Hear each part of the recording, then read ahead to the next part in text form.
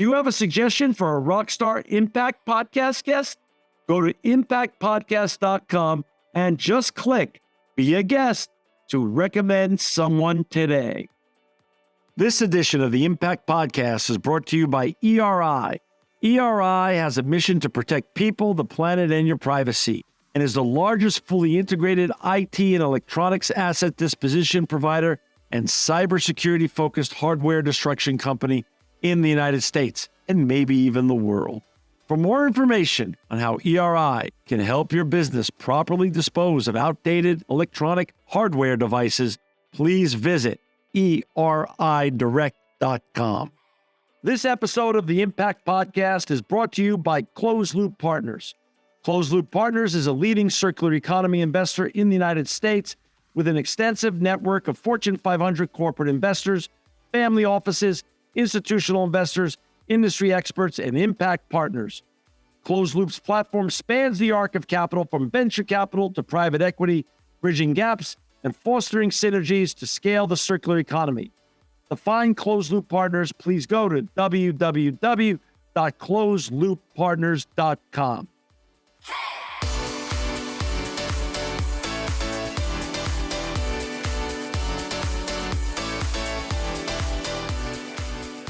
Welcome to another edition of the Impact Podcast. I'm John Shigarian. I'm so honored to have with us today Scott Tu. He's the Global Head and VP of Sustainability Strategy at Trane Technologies. Welcome, Scott, to the Impact Podcast.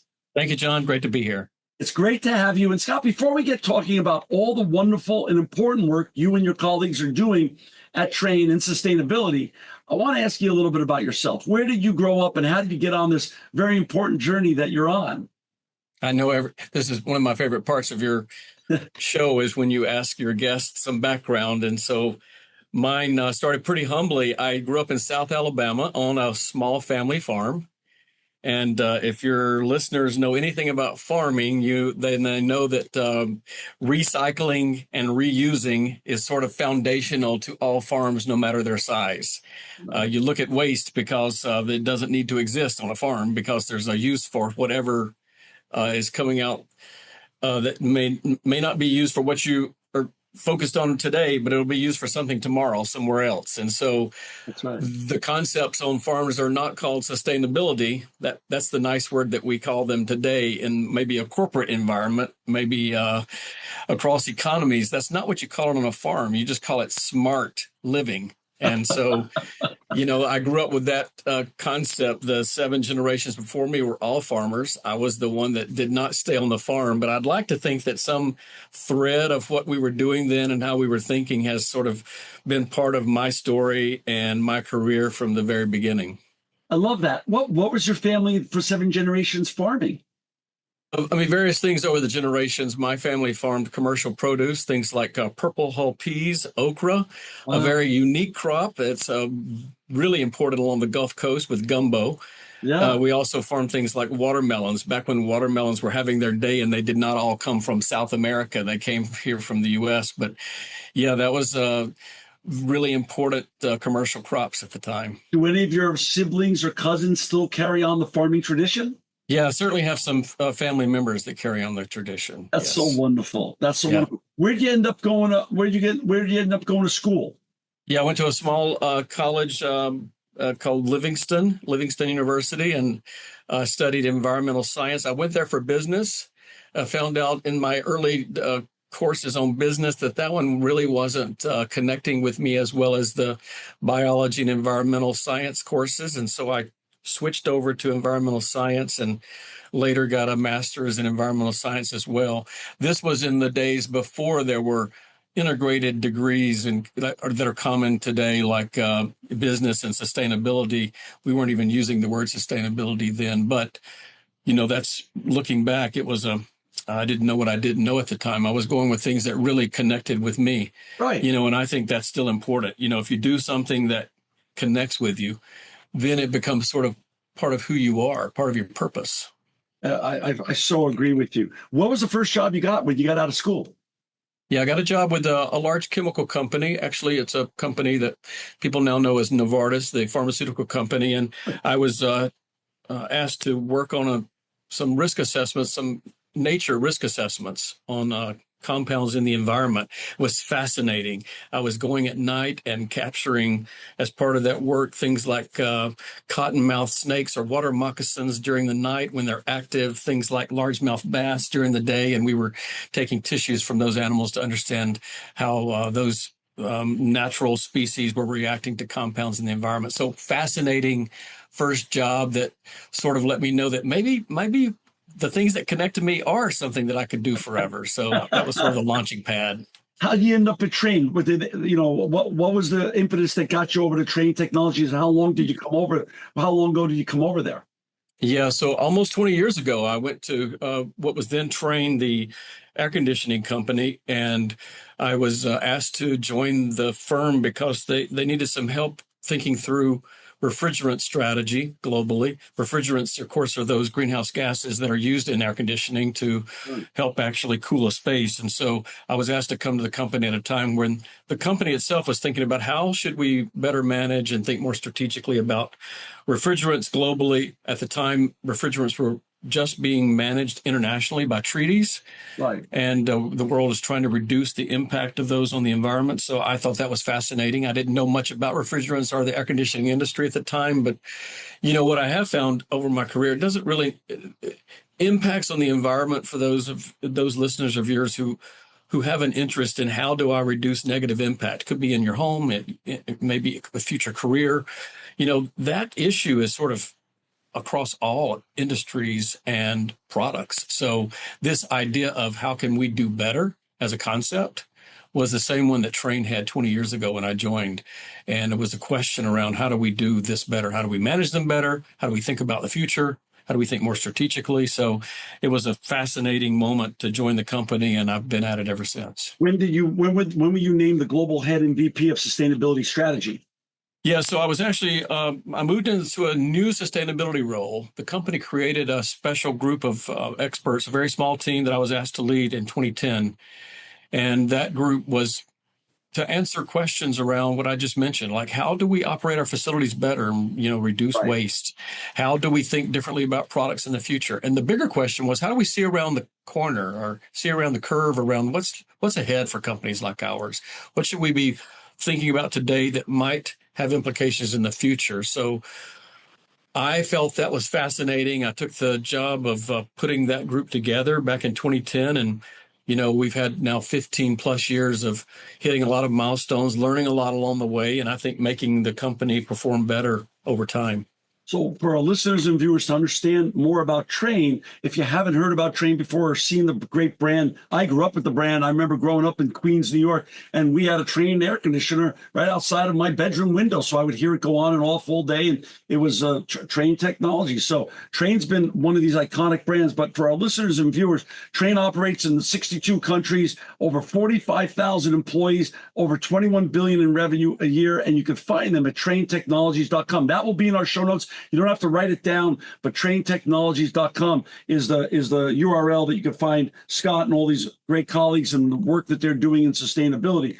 So Scott, as you and I know, sustainability can be read very narrowly, very broadly. How do you approach this whole theme of, like you said, sustainability? But before, when you were doing it, actually doing the work of sustainability, it wasn't a thing. It now is one of the biggest and most massive trends that C-suite and business owners, big and large around the world, are working on, and pretty much at a feverish pace. Sustainability, circularity, net zero. These are all really where not only where the puck is today, but where the puck's going. How do you read sustainability and envision it out and execute against it at Trane Technologies? Yeah, John, I think we think about sustainability as a value creator. Okay. Meaning there are outcomes that can be measured. There are expectations that can be placed on sustainability related initiatives or projects that we all can agree add value.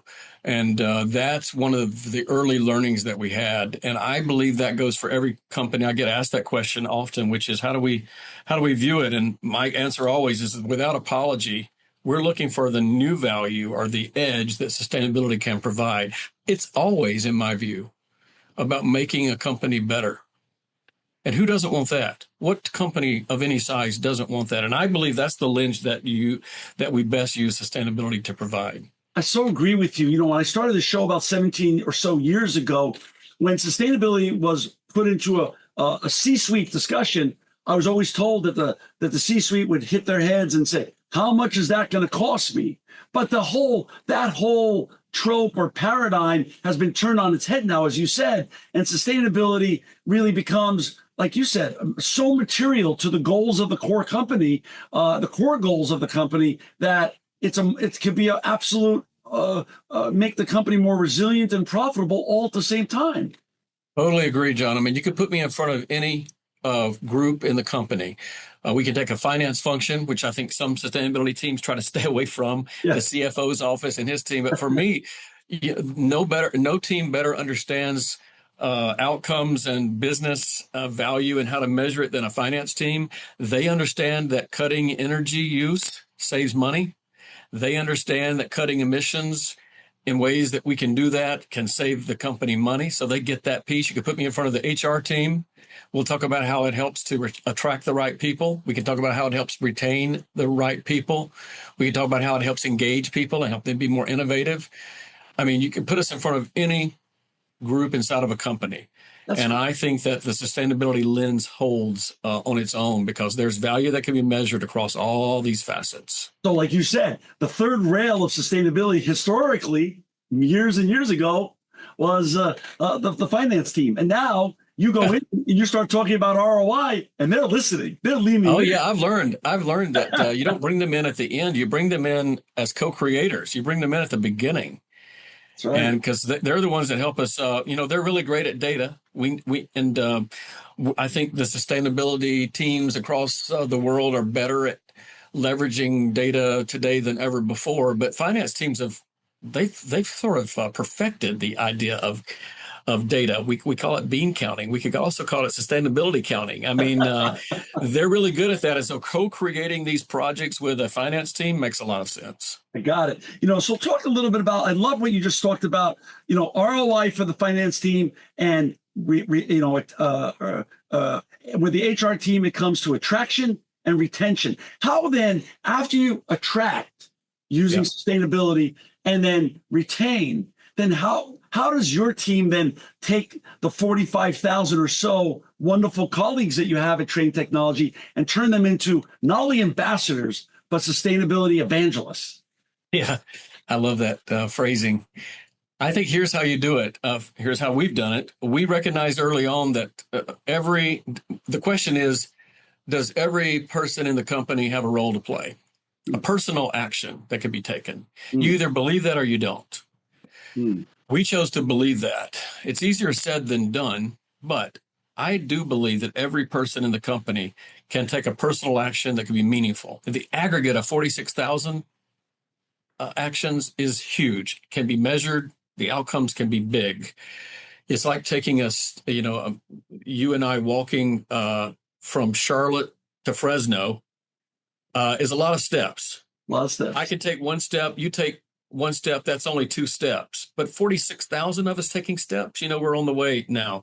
And that's the way I view personal actions related to sustainability. In fact, the company several years ago, when we roll out annually, we ask employees to have objectives globally. So every employee has to have their annual objectives. I mean, most people have 2 or 3 annual objectives. The objectives are placed into the system. Our managers use them to gauge progress over the year of an employee.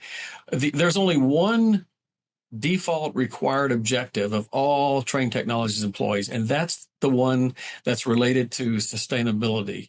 And there's a drop-down menu on our system. Employees can choose from a list of ideas, or they can create their own, as long as their manager agrees. And this is getting to the heart of what I just mentioned about a personal action. Every employee is expected to take a personal action towards advancing the company's progress.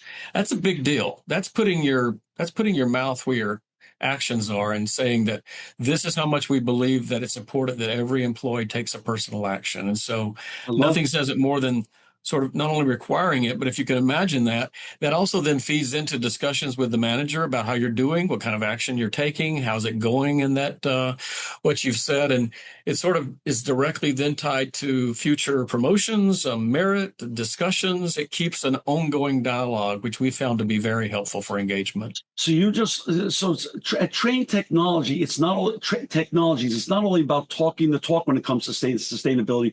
It's about engaging all the employees to walk the walk.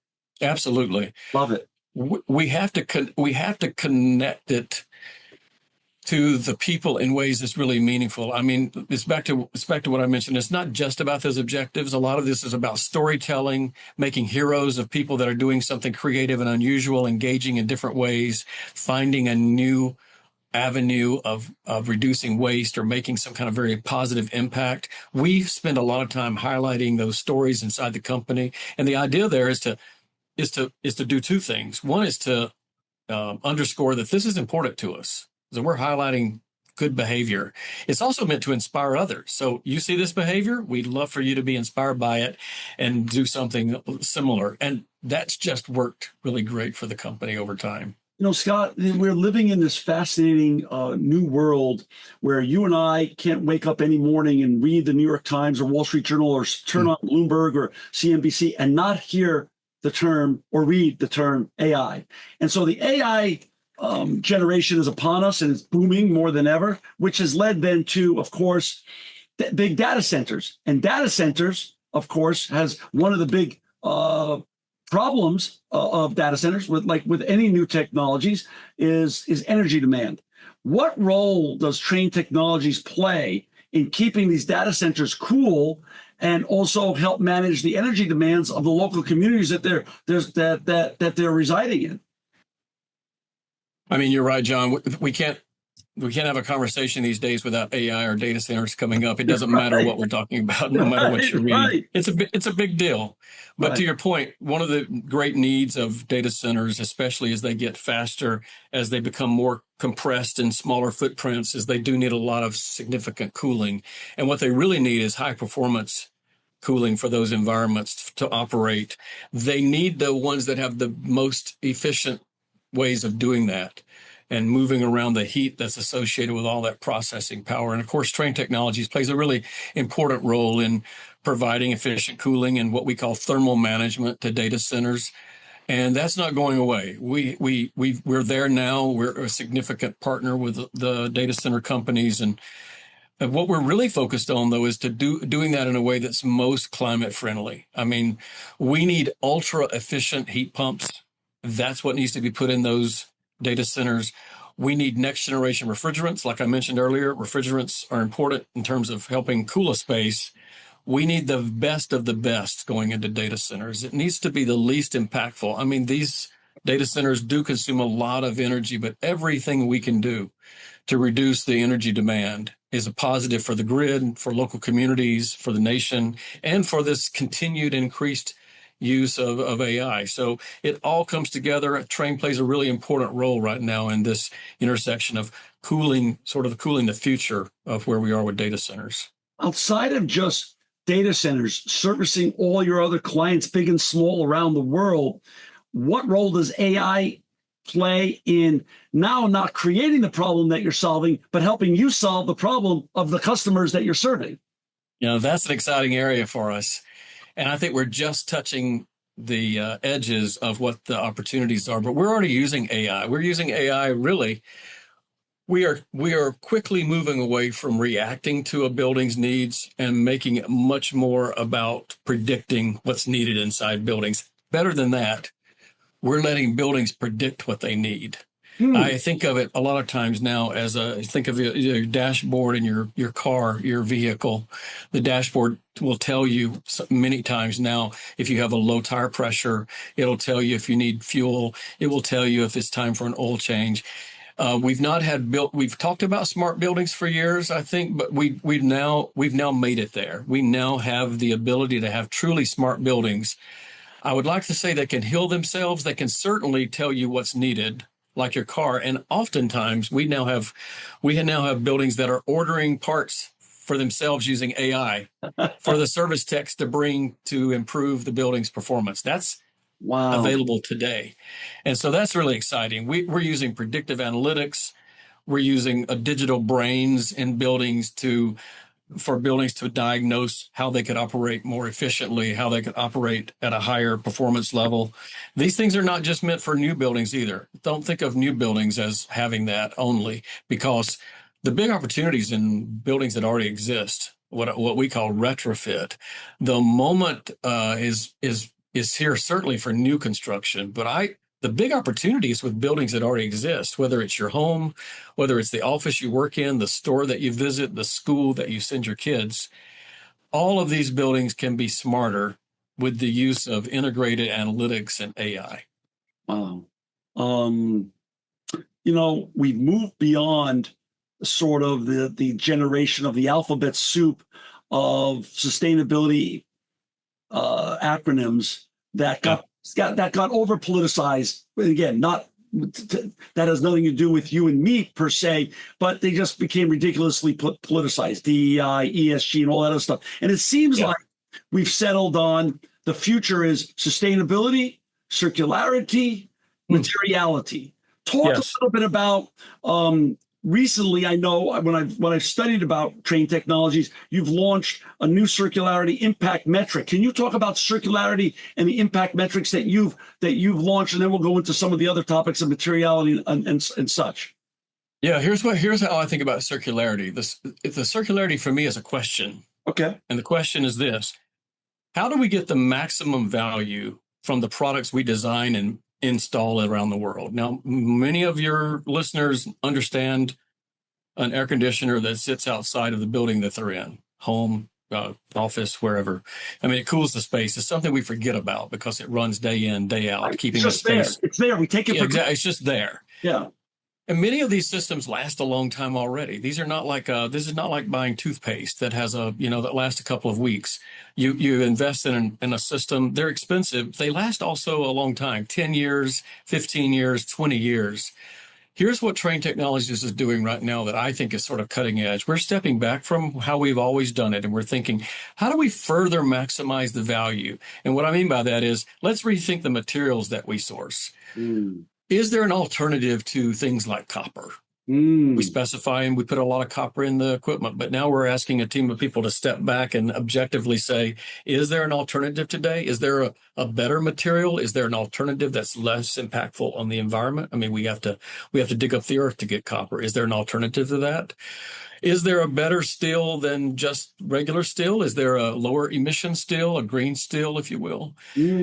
Maybe there's a way for us to take back units. And if we took them back and took them apart ourselves, what would we learn? Could we refurbish those parts? Could they have another life in another system somewhere? Could we put them in systems in another industry? So we're asking all those questions about, do the components have a life beyond the system that we've designed it? So what we're doing is we're challenging our design engineers to think very differently about future products and to think about maximizing value. I mean, can materials truly be circular? Can you buy a pound of copper, place it in a system, get back a pound of copper 20 years later and already have a plan for what happens next? This is what's in front of us now. I think it's exciting because what it does, it makes us rethink everything from the materials that we source. It also makes us rethink waste streams. I mean, why do we have waste streams? We used to have something called waste heat. A lot of buildings, if you're in a large city somewhere, you'll walk over grates sometimes on city sidewalks, and the heat comes up from the I grew up in New York. That's all. Okay, well then you know it well. Yeah. You saw things like steam coming up in the wintertime, and you felt the warm heat as you walk across grates. That's called waste heat, and we need to rethink waste heat. Trane Technologies has invented a new way of taking waste heat from a building. We used to expel it under the street that would come up in the street. We now take that waste heat, we put it back into the system as energy. Wow. And we move it throughout the building now, obviously filtered and cleaned up, but we can move it back into the system and it can heat a portion of the building that's too cool. And so it becomes a circle. This whole concept of thinking more circular and not thinking about expelling things and calling them waste, this is a new reality, and I'm really proud that we're one of the companies in the industrial sort of manufacturing space to say that we're going to stop thinking the old way, and we're going to rethink how we design and think about products in the future. I'm really excited about it. We do have some metrics that are online that your listeners can go look at, but we're looking at both ends of it. We're looking at what we do at the design stage of specifying things. We're looking at what the output is as well. That's so fascinating. You know, Scott, that tracks with my career as well. The last 23 years, I've been running ERI, which is a recycling, one of the larger electronic waste recycling companies in the United States and North America and now around the world. And when I started this business 23 years ago, all these wonderful OEMs were coming up with these tremendous gadgets that have made our lives more interconnected, more, business and personal. And they have all these wonderful qualities, and they've really made us more interconnected and democratized a lot of information and education as well. But that wasn't part of their mission. Sustainability wasn't the core part of their mission. Then it was creating and innovating these new products. They now all have, as of, like you said, the last 5 to 6 or 7 years, they all have divisions now called Design for Sustainability. Is that what your division at your company is called, or something? We're calling it Design for Sustainability and Circularity. So DFSC. I love it. So yeah, we got both there. But yes, that's exactly what we're doing. I love it, because it just shows. I mean, it's the holistic approach to sustainability that you're taking now is just going to take you to another level and keep you separated from all your competition around the world. Talk a little bit about.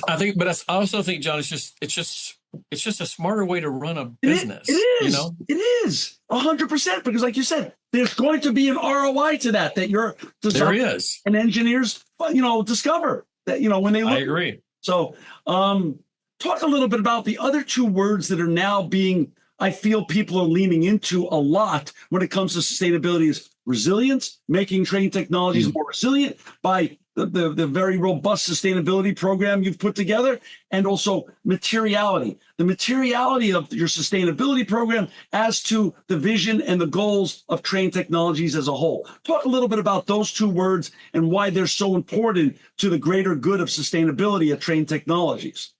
I love the concept of resilience. I like it a lot better than some words that people use, like adapt. I don't really like adaptation that much. That's just sort of like giving up, in my view. I agree. That's just saying, I just give up. I guess we just adapt to terribleness, and I don't really like that one. I do like resilience, though, because resilience is about thinking ahead of time about how do we just make sure that we withstand whatever comes our way. And one way to do that, for instance, is to make yourself more efficient. Right. Making yourself more efficient, as a hedge against rising energy prices, for instance. It's also a way to learn about how systems work together. And these things make you just smarter, operating a factory, operating an office, operating, even a single building. And we work with a lot of customers who really are attracted to this concept of resilience, because they know that it also can increase the value of the buildings that they're in. Making buildings smarter and more efficient is a resilience play. And I think that it's just a smart way to do business. And I don't think there's any debate about that. Right. Do you put out every year a sustainability report or an impact report at Trane Technologies? We do. Yeah, we call it a sustainability report, and we have for many years, and we put out the next one in early May this year. And it comes out every year in the spring, and it's a full look back and a look ahead. We always have new sections of that report where we cover what I would call emerging topics. One of the interesting things in my career, and as I mentioned earlier, I've been in this formal role of sustainability over 15 years now, and I thought in the early days that, okay, the report will be, once we finally arrive on the right outline for this report to the world, public disclosure about how we do things, that'll be the framework forever. Right. That'll just be the things we cover forever. I was so naive then. I should have, I recognized how wrong that was early on, but it's fascinating how every year we include a new topic or two that are now very relevant. I mean, do you think we should cover something about data centers and AI in this year's report? Absolutely, and we will. Do you think we should probably cover more about circularity in this year's report than in the past? Of course we will. And every year I could have said the same thing. It may be different topics, and we don't do away with the previous topics. We just expand more in some new ones every year. And those reports reside in perpetuity on tranetechnologies.com. They do. Got Correct. it. Wonderful.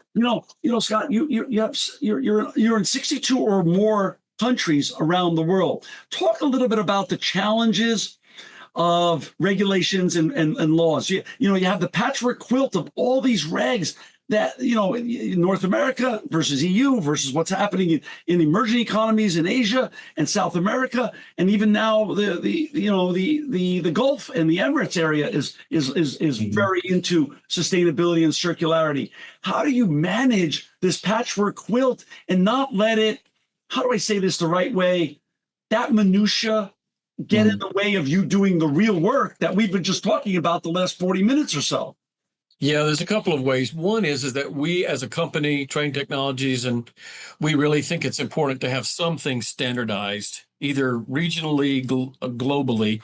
If we can standardize some things, here's an example: minimum efficiency standards for things like cooling equipment, HVAC, and transport refrigeration. We think that minimum efficiency standards are very smart. That's sort of the level playing field for the entire industry. We think that makes everyone better. Like, we need to continue to have higher and higher minimum efficiency standards. And we as a company, we promote that and we support it globally, from country to country and globally. On top of that, though, to your point, there's also always some type of local flavor, local accent, as I think of it. And that could be in the U.S. There are 50 states, and guess what?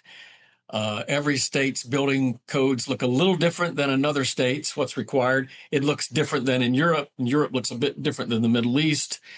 And the good news of a company that has a global footprint in all these countries is that we have people on the ground who are monitoring these things, and we're able to adjust our recipe slightly to make sure that we are exceeding whatever the local requirements are. Our goal is always to stay one step ahead of whatever may be what we would call the base for any country or region, and in the U.S. and including a state. So California always sort of is a high bar, and New York also a high bar many times, but we have to also be able to be willing to flex at a state level if there's some uniqueness at a state level that's required. Washington State requires more outdoor air be brought into buildings more often than some states.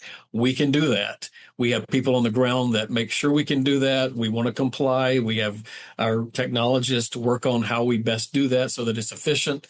So we sort of stick with our principles, but we're willing and able to adjust and flex as needed on the ground. Do you think are you hopeful that in the future there'll be some rationalization and alignment of these rules and regs, so if they don't become so overwhelming to great people and great organizations like yours, so you can focus more on the business of doing your own business at Trane?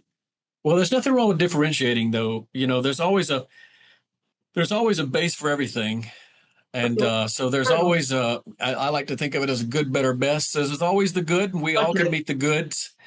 But a lot of times we all are at the good level. We can meet the good level, but what does best look like today and tomorrow? That's where companies, I think, like Trane Technology spends a lot of our time, which is, can we be the best at delivering certain things in the market today that could set the tempo for what good is tomorrow, so that today's best becomes tomorrow's good, and we just keep moving up a ladder. Well, just to echo Jim Collins, you're not going to let good get in the way of your great at Trane.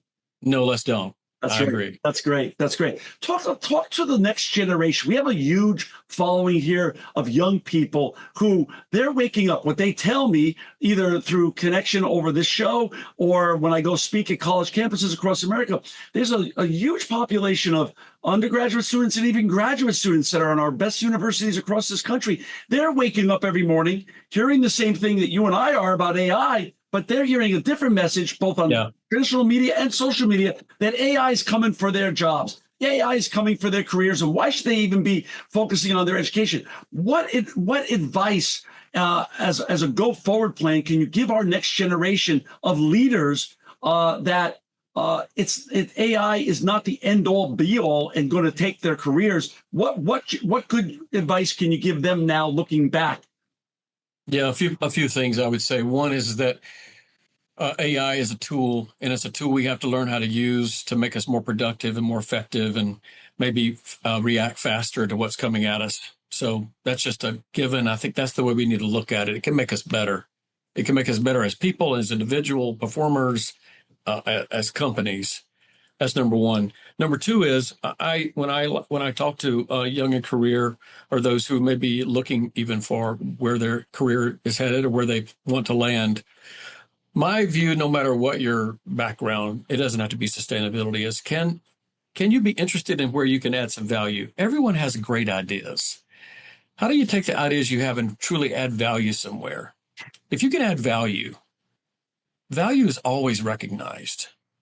It's recognized as a contributor to making a company better, to making you as a person can feel like you've truly contributed. These are the things that keep us engaged and keep us happy, in my view. That's where it connects to you as an individual. And so think about what you can do to add value and be very vocal about it. Share it. Share it one way and share it another way the next day, because, I think the more you share it, the clearer it gets to people. Sometimes people have to hear things 3 times. And so, use that communications rule of share it again, and then share it again, because you'll be heard. And that's what breaks through. Those who are persistent, that persevere, they're the ones that keep saying, I've got an idea that I think could add some value. We want to hear that idea. So Don't be shy. Now is your moment to shine. I love it. I love it. It's obvious that you're passionate about sustainability. You love what you do. You love what you're doing at Trane with all your colleagues. What gets you out of bed in the morning now, Scott? You've accomplished a lot. You've been there 20 or so years. You're obviously one of the leaders, brand leaders in the world in what you do. What gets you excited for the rest of 26, or that you're working on at Trane Technologies that we could get excited about as well? I mean, I already mentioned one. I think this rethinking how we think about products on the circular side. This is really exciting. I know you've had a long history there, but you have an entrepreneurial mind. Right. And what we're doing at Trane Technologies right now in circularity is we're trying to help others be more entrepreneurial with their thinking. We're not saying that the previous or existing designs are bad.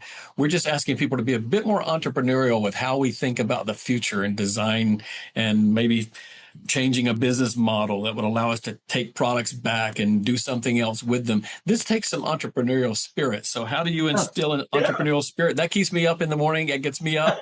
I'm thinking, how do we do that in a way that adds true value? I love it. Scott, this has been just a delightful conversation. You have inspired me with what you're doing at Trane Technologies. For our listeners and viewers to find Scott and his colleagues and all the great work they're doing at Trane Technologies and sustainability, please go to tranetechnologies.com. Scott, it's been a wonderful day today with you. I welcome you back on the show to continue to share the journey in sustainability at Trane Technologies, because like you and I know, there's no finish line in sustainability. There's no finish line. It's an ongoing journey. So thank you. Thank you for today. And more importantly, Scott, thank you and all your colleagues, the 50,000 or so colleagues at Trane Technology that not only focus on sustainability, but every day make the world a better place. Thank you, John. This edition of the Impact Podcast is brought to you by Engage. Engage is a digital booking platform revolutionizing the talent booking industry. With thousands of athletes, celebrities, entrepreneurs, and business leaders, Engage is the go-to spot for booking talent, for speeches, custom experiences, live streams, and much more. For more information on Engage or to book talent today, visit letsengage.com. This edition of the Impact Podcast is brought to you by ERI. ERI has a mission to protect people, the planet, and your privacy, and is the largest fully integrated IT and electronics asset disposition provider and cybersecurity-focused hardware destruction company in the United States, and maybe even the world. For more information on how ERI can help your business properly dispose of outdated electronic hardware devices, please visit eridirect.com.